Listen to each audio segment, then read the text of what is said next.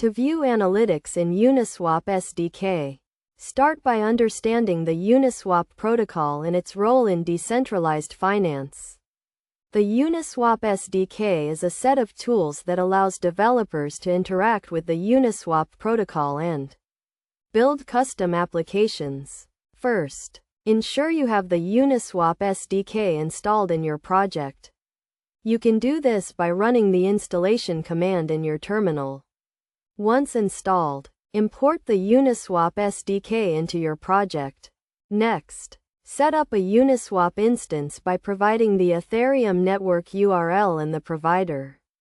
This will allow you to interact with the Uniswap protocol. To view analytics, you need to fetch data from the Uniswap protocol. You can do this by using the fetch functions provided by the Uniswap SDK. For example, you can fetch the liquidity of a particular pool or the volume of a specific token. Use the fetched data to calculate key metrics such as liquidity, volume, and price. The Uniswap SDK provides functions to calculate these metrics, or you can use external libraries to do so.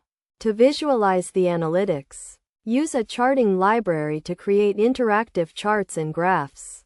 This will help you better understand the trends and patterns in the data. Best practices include handling errors and exceptions properly, using caching to improve performance, and ensuring the security of your application. By following these steps and best practices, you can effectively view analytics in Uniswap SDK and build robust and informative applications. The Uniswap SDK provides a powerful set of tools to interact with the Uniswap protocol.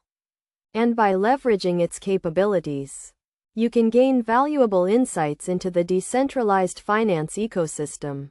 Key concepts to keep in mind include the importance of data accuracy, the need for secure and efficient data handling, and the role of analytics in informing business decisions. By mastering the Uniswap SDK and its analytics capabilities, you can unlock new opportunities for growth and innovation in the world of decentralized finance.